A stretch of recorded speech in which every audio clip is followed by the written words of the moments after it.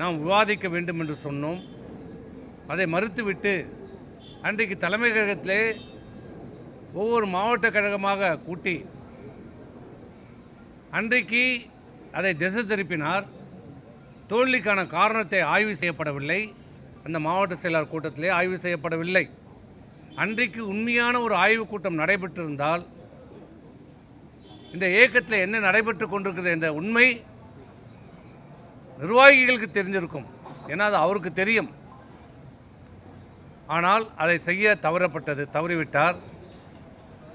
இன்றைக்கு இந்த அனைத்து இந்திய அண்ணா திராவிட முன்னேற்ற கழகத்தை ஒன்றிணைக்க மறுத்த காரணத்தால், விலகியவர்களை சேர்க்க மறுத்த காரணத்தால், வலிமையான ஒரு அனைத்து இந்திய அண்ணா திராவிட முன்னேற்ற கழகத்தை முன்னிறுத்தாத காரணத்தால், வலிமையான ஒரு கூட்டணியை அமைக்க மறுத்த காரணத்தால், உதாசீனப்படுத்திய காரணத்தால் நாங்கள் இருக்கிற அனைத்து நிர்வாகிகளும், இன்று அவரோடு இருக்கிற நிர்வாகிகளும் ஆகட்டும், இங்கு இருக்கிற நிர்வாகிகளாகட்டும், எல்லோரும் சொன்னோம், வலிமையான கூட்டணியை வையுங்கள், அமையுங்கள். இன்றைக்கு நமக்கு தேவை தமிழக வெற்றி கூட்டணியோடு கூட்டணி வையுங்கள் என்று அத்தனை பேரும் சொன்னோம். தமிழக வெற்றி கழகத்தின் சார்பாகவும் கூட்டணி வைப்பதற்கு நம்மோடு பேச்சு நடத்தினார்கள். இன்று அவர் இல்லை என்று மறுக்கலாம். ஆனால் உண்மை அதுதான், நிதர்சனமான உண்மை அதுதான்.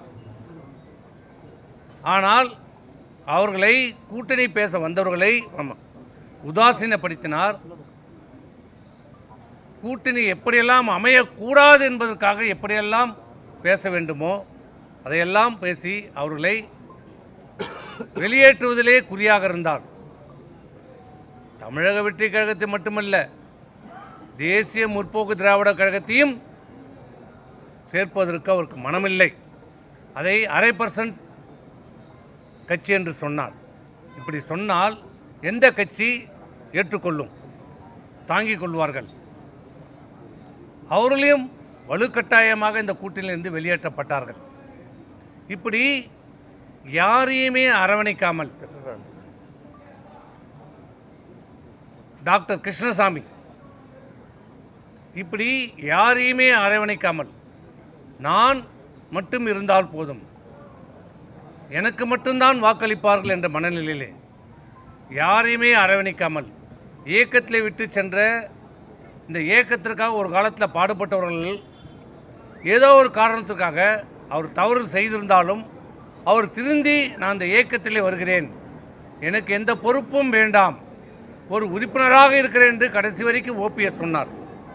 அவர் திராவிட முன்னேற்ற கழகத்தில் சேருவதற்கு முன்னால் கூட சொன்னார், என்னை அனைத்து இந்திய அண்ணா திராவிட முன்னேற்ற கழகத்திலே ஒரு உறுப்பினராக என்னை இணைத்துக் கொள்ளுங்கள் என்று சொன்னார். ஆனால் அதையும் ஏற்றுக்கொள்ள மறுத்தார். நான் சேர்க்க மாட்டேன், எந்த காரணத்தை கொண்டும் அந்த 4 பேரை நான் சேர்க்க மாட்டேன் என்று சொன்னார். இப்படி ஆனால் இன்றைக்கு ஒரு அறிக்கை விட்டிருக்கிறார். எப்போது கண்கட்ட பிறகு சூரிய நமஸ்காரம். என்ன சொல்லுகிறார் அந்த அறிக்கையிலே? இன்று வரை இயக்கத்திற்கு துரோகம் செய்தவர்கள் மீது நடவடிக்கை எடுப்பதும், அவர்கள் திருந்தினால் தாயுள்ளத்துடன் மீண்டும் ஏற்றுக்கொள்ளவும் தெரியும். அவர்களின் வழிகாட்டலின்படியே இன்று நாம் செயலாற்றி வருகிறோம். அப்படியா செயலாற்றிங்க?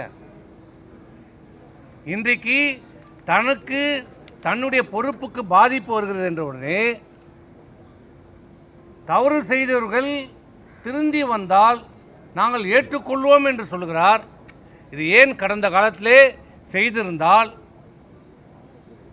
இருந்தவர்களை இணைத்திருந்தால், ஒருங்கிணைத்திருந்தால் இந்த நிலைமை ஏன் அனைத்து இந்திய அண்ணா திராவிட முன்னேற்ற கழகத்துக்கு இன்று ஏற்பட்டிருக்கும்? இன்றைக்கு எடப்பாடி பழனிசாமி தமிழ்நாட்டினுடைய முதலமைச்சராக வந்திருப்பார். இல்லை என்றாலும் அவருடைய கண்ணசைவிலே ஆட்சி அமைந்திருக்கும். அதை தடுத்தது யார்?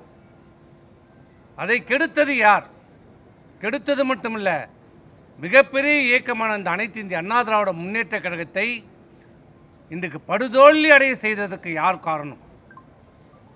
எல்லாம் செய்துவிட்டு தங்களை நல்லவர்களைப் போல இன்றைக்கு அடையாளம் காட்டி கொண்டிருக்கிறார்கள். நாங்கள் ஏதோ துரோகம் செய்து விட்டதாகவும், நாங்கள் ஏதோ இந்த இயக்கத்தை பிளவுபடுத்துவதாகவும் இன்றைக்கு செய்திகள் செல்கிறார்.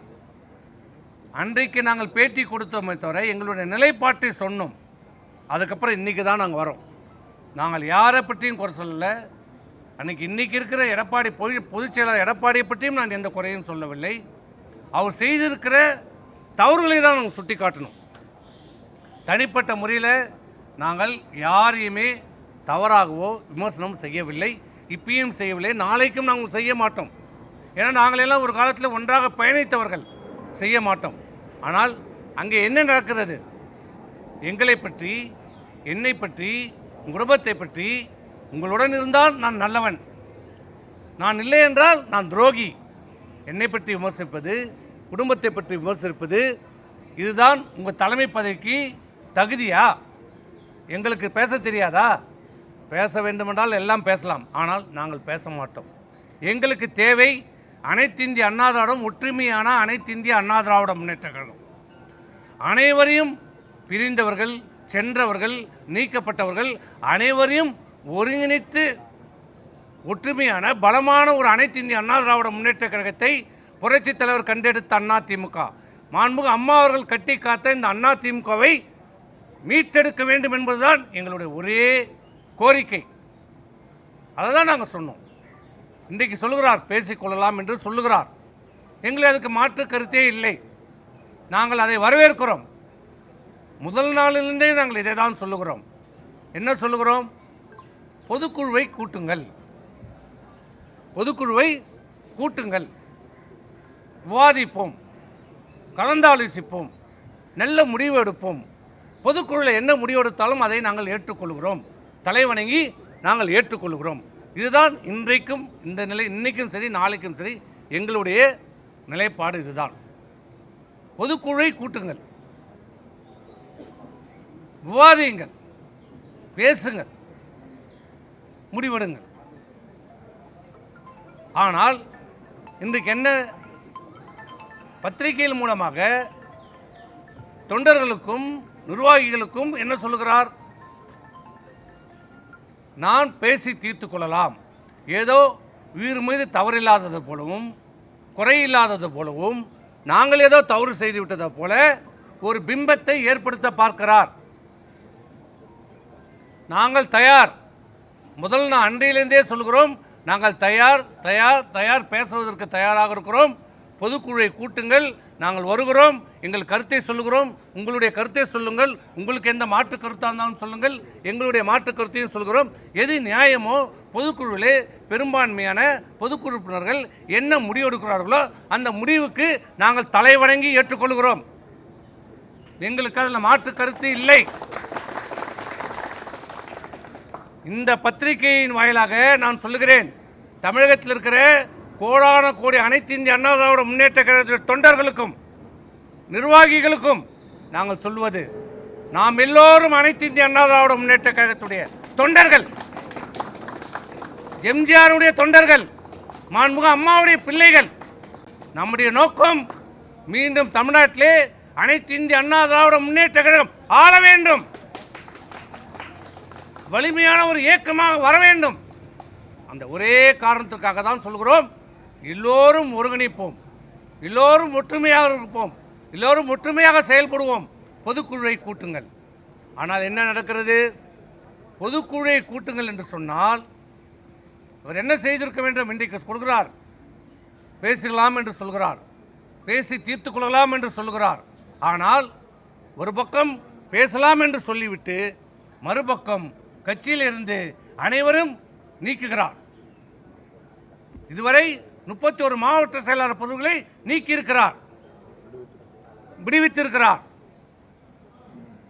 இன்னும் என்ன சொல்கிறார்? யாராவது கையெழுத்து போட மறுத்தால், அவர்கள் கேட்கிற மறுத்தால் உங்களுடைய பதவி பறிக்கப்படும், அங்கே கையெழுத்திட்டால் உங்கள் பதவி பறிக்கப்படும். இப்படி அச்சுறுத்தி மிரட்டி உருட்டி இன்றைக்கு கட்சிக்காரர்களை மிரட்டி உருட்டி வைக்கப்பட்டிருக்கிறார்கள் நிர்வாகிகள். இப்படி அச்சுறுத்தலே வச்சிருந்தால் ஒரு கட்சி எப்படி வளரும்? அன்பா பாசமாக அரவணைத்து செல்ல வேண்டும். தொண்டர்களையும் நிர்வாகிகளும் அரவணைத்து செல்ல வேண்டும், தட்டி கொடுத்து செல்ல வேண்டும், பாசத்தோடு செல்ல வேண்டும். ஆனால் இங்கே என்ன சொல்லப்படுகிறது? உன் பதவி எடுக்கப்படும், நீ நீக்கப்படுவாய் என்று மிரட்டப்படுகிறார்கள், அச்சுறுத்தப்படுகிறார்கள். பார்த்தீர்களா? 37 பேர் பதவிகளை நீக்கியிருக்கிறோம். உங்கள் ஒன்றிய செயலாளர் பதவி எடுக்கப்படும், நகர செயலாளர் பதவி எடுக்கப்படும் என்று சொல்லப்படுகிறது. இது நீக்கியது நடவடிக்கை முற்றிலுமாக சட்டத்துக்கு புறமானது. அதிகாரம் இல்லை, அதிகாரம் இருக்கிறது என்ற பெயரில் நீக்கினாலும் அது செல்லாது. இன்று வரை இந்த நிமிடம் வரை நீக்கிய விடுவிக்கப்பட்ட பொறுப்புகளை செல்லாது. ஏன்னா ஒரு இயக்கத்தில் பிளவுபட்டால், கருத்து வேறுபாடு ஏற்படுகிற போது, பிளவு என்ற ஒரு நிலைமை வருகிற போது, என்றைக்கு அந்த கருத்து வேறுபாடு வருகிறதோ, என்றைக்கு அந்த பிளவு அதிகாரப்பூர்வமாக வருகிறதோ, அன்றைய தேதியில் யாரெல்லாம் பொறுப்பில் இருக்கிறார்களோ அந்த பொறுப்பில் இருக்கிறவர் தான் நீதிமன்றத்துக்கும் பிரமாண பாத்திரத்தில் கையெழுத்திட வேண்டும். தேர்தல் ஆணையத்திலும் அஃபிடேவிட்டில் அவர்கள் தான் கையெழுத்திட வேண்டும். இப்போது 31 மாவட்ட செயலரை விடுவித்து விட்டு 31 மாவட்ட செயலரை போட்டிருக்கிறார்களே, நாளை தேர்தல் ஆணையத்தில் இந்த வழக்கு வந்தால், நீதிமன்றத்தில் இந்த வழக்கு வந்தால் நாங்கள் தான் கையெழுத்திட வேண்டும். புதிதாக நியமிக்கப்பட்டிருக்கிற யார் கையெழுத்திட்டாலும் செல்லாது, செல்லாது, செல்லாது. அது ஒரு செல்லாத நோட்டு. ஏனென்றால் அதற்கு உதாரணம் வேறு யாரையும் கேட்க வேண்டாம். இவர்கள் எப்படி தேர்ந்தெடுக்கப்பட்டார்கள்? ஓ பன்னீர்செல்வமும் எடப்பாடி பன்னீர்செல்வமும் எடப்பாடி பழனிசாமி அவர்களும் தேர்தல் ஆணையத்திலே வழக்கு நடைபெற்ற போது தீர்ப்பு வழங்கப்பட்டது. அதில் பெரும்பான்மை பொதுக்குழுப்பினர் யாருக்கு இருக்கிறார்கள் என்று கணக்கெடுக்கப்பட்ட போது எந்த தேதி நிர்ணயிக்கப்பட்டது தெரியுமா? 5/12/2016 அம்மா இறந்த தேதி. ஆனால் பிப்ரவரி 17ஆம் தேதி தான், 17ஆம் ஆண்டு தான் கட்சியிலே அதிகாரப்பூர்வமாக சண்டை வருகிறது. ஓபிஎஸ்க்கும் எடப்பாடி பழனிசாமிக்கும். இவர் 500 பேரை நீக்குகிறார், அவர் 500 பேரை நீக்குகிறார். இவர் 500 பேரை நியமிக்கிறார், அவர் 500 பேரை நீக்கிறார்.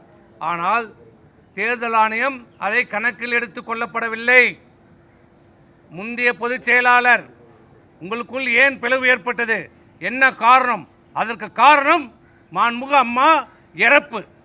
அந்த இறந்த தேதியிலே 5/12/16 யார் மாவட்ட செயலாளர், யார் ஒன்றிய செயலாளர், யார் நகர செயலாளர், யார் பேரூர் செயலாளர், யார் பொதுக்குழுப்பினர், யார் தலைமை கழக நிர்வாகிகளோ அவருடைய கையெழுத்து மட்டும்தான் செல்லும் என்று சொல்லி அவருடைய கையெழுத்தை பெற்று கொடுத்து அதில் பெரும்பான்மை ஆதரவை பெற்றுதான் திரு ஓ பன்னீர்செல்வம் ஒருங்கிணைப்பாளராகவும் திரு எடப்பாடி பழனிசாமி அவர்கள் இணை ஒருங்கிணைப்பாளராகவும் தேர்தல் ஆணையத்தால் ஏற்றுக்கொள்ளப்பட்டது. அதுதான் இன்றைக்கு நிலைமை. இன்றைக்கு என்ன நிலைமை? 4ஆம் தேதி தேர்தல் தேதி அறிவிக்கப்படுகிறது. 5ஆம் தேதி இவர் திமுகவோடு தேர்தல் முடிவுகள் அறிவிக்கப்படுகிறது. 4ஆம் தேதி, 5ஆம் தேதியே திமுகவோடு சேர்ந்து ஆட்சி அமைக்க வேண்டும் என்று இன்றைய பொதுச் செயலாளர் எடப்பாடி சாமி சொன்ன உடனே கருத்து வேறுபாடு வருகிறது, 2 குழுவாக பிரிகிறது. இது ஒன்று. ஆனால் அதிகாரப்பூர்வமாக திரு எடப்பாடி பழனிசாமி அவர்கள் சட்டமன்றத்திலே தற்காலிக சபாநாயகத்திலே நான் தான் தேர்ந்தெடுக்கப்பட்ட சட்டமன்ற தலைவர் என்று மனு கொடுக்கிறார். இங்கே திரு வேலுமணி அவர்கள் என்னை தான் தேர்ந்தெடுக்கப்பட்டிருக்கிறார் என்று ஒரு மனுவை கொடுக்கிறார். ஆக அதிமுகவிலே 2 குழுக்கள் மனு கொடுக்கிறது. காஸ் ஆஃப் ஆக்ஷன் எங்கே வருது? 5ஆம் தேதி, அதிகாரப்பூர்வமாக 11ஆம் தேதி. அன்றைக்கு யாரெல்லாம் பொறுப்பில் இருந்தார்களோ அவர்கள் தான் தொடர்ந்து பதவிகளை நீடிப்பார்கள். ஆகவே நீங்கள் நீக்கியது செல்லாது. அமலுக்கு வராது. ஆகவே தமிழகத்தில் இருக்கிற ஒன்றிய நகர செயலாளருக்கு நன்றாக தெரிந்து கொள்ளுங்கள். உங்களை அச்சுறுத்துவதோ மிரட்டுவதோ எதற்கும் உதவாது. நீங்கள் அச்சப்பட வேண்டியதில்லை, பயப்பட வேண்டியதில்லை. தைரியமாக இருங்கள்.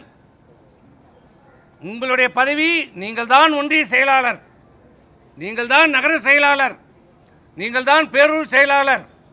அதில் எந்த மாற்று கருத்தும் இல்லை. ஆகவே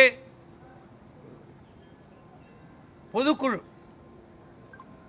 நாங்கள் என்ன சொல்கிறோம், இன்னைக்கு என்ன சொல்கிறார், பேசிக்கொள்ளலாம், சந்தோஷம், வரவேற்கிறோம்.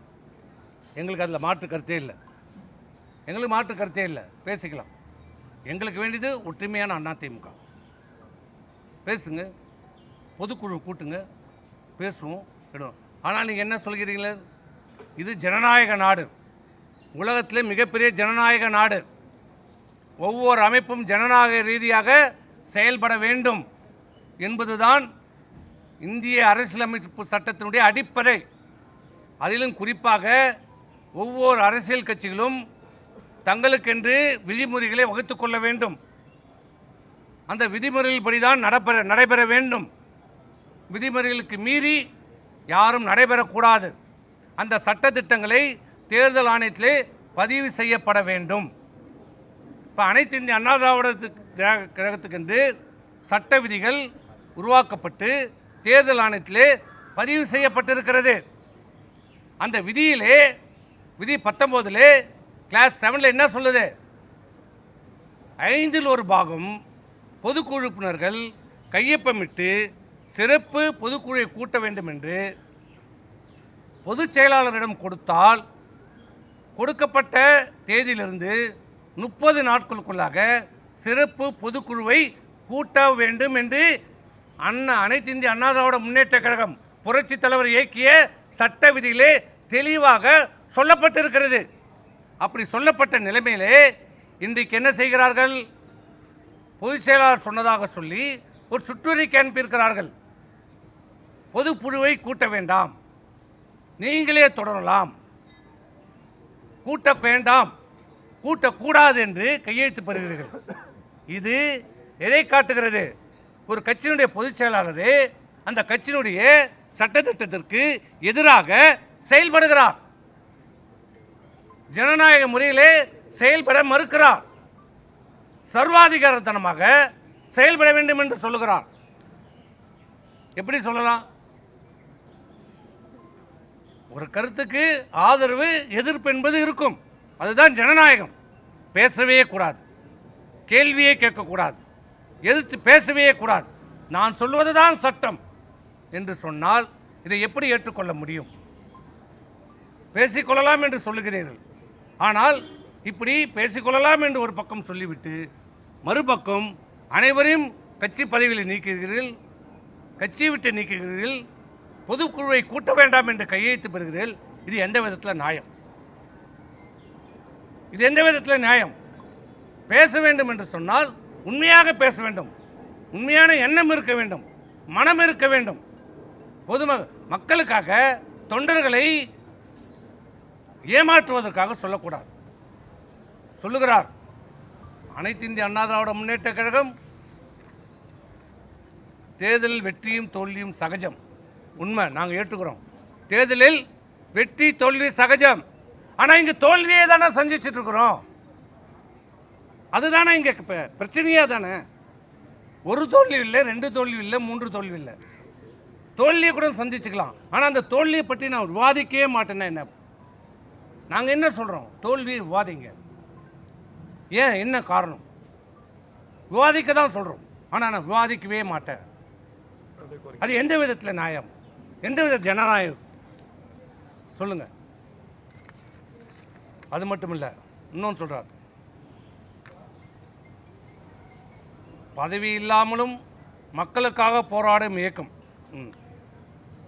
தேர்தலிலிருந்து பாடம் கற்றுக்கொள்ளும் இயக்கம். பாடம் கற்றுக்கின மாதிரி தெரியலையே. தோல்விகளை வெற்றியாக்கி ஆட்சியை பிடிக்கும் இயக்கம். ஆமாம், எப்போ? புரட்சித் தலைவர் அம்மா இருக்கிற வரைக்கும் தோல்வியை வெற்றியாக்கி காட்டிய தலைவி புரட்சித் தலைவர் அம்மா.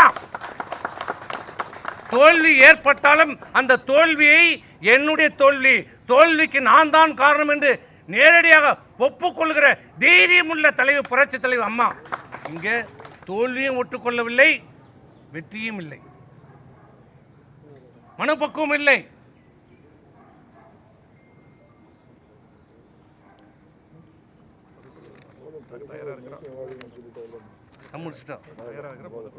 அதாவது துரோகம் செய்தவர்கள் எல்லாம் இருப்பான். அதை தான் நான் உங்களை கேட்குறேன், என்ன கேட்காதீங்க, அவரை போய் கேளுங்க, அவரை போய் கேளுங்க.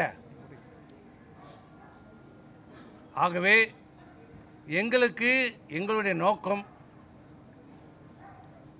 வலிமையான அனைத்து இந்திய அண்ணா திராவிட முன்னேற்ற கழகம் உருவாக்கப்பட வேண்டும். எம்ஜிஆர் அவர்கள் உருவாக்கிய இந்த இயக்கம், மாண்புமிகு அம்மா அவர்களால் கட்டி காக்கப்பட்ட இந்த இயக்கம் மீண்டும் வெற்றி பாதையிலே கொண்டு வர வேண்டும்.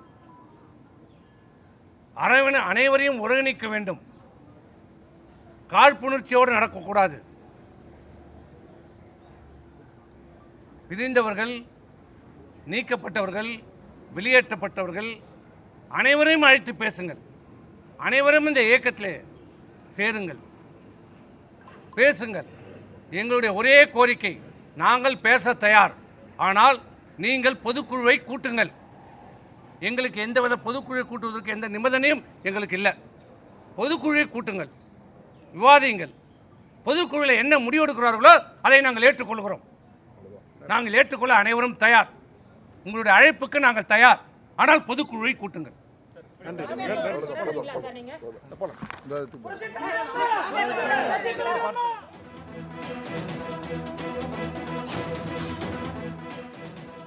அதிமுகவில் தற்போது எடப்பாடி பழனிசாமி மேற்கொள்ளும் புதிய நியமனங்கள் செல்லாது என சி.வி. சண்முகம் செய்தியாளரிடம் தெரிவித்தார்.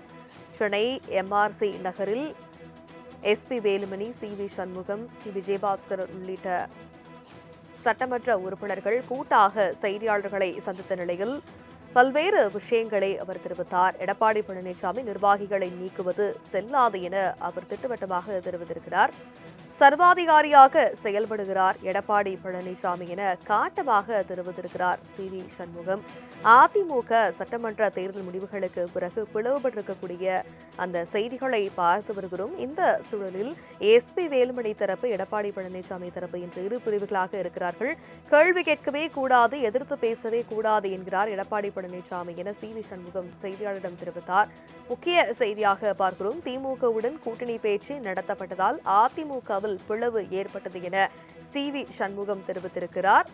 தேர்தல் முடிவுகளுக்கு பின்பு திமுகவுடன் கூட்டணி பேச்சு நடத்தப்பட்டதால் அதிமுகவில் பிளவு ஏற்பட்டது என அவர் தெரிவித்தார். எங்களுக்கு தேவை ஒற்றுமையான அதிமுக என சி.வி. சண்முகம் தெரிவித்தார்.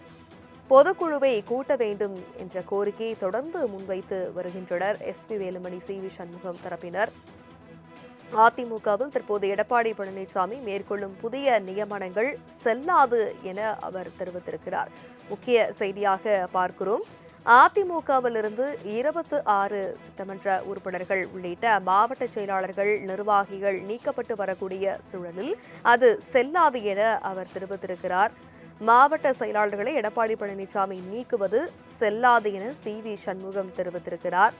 ஒரு பக்கம் ஒருங்கிணைப்பு பேச்சுவார்த்தை நடத்தப்பட்டாலும் மறுபக்கம் நிர்வாகிகளை நீக்குவது எந்த விதத்தில் நியாயம் என்ற கேள்வியையும் எழுப்பியிருக்கிறார் சி.வி. சண்முகம்.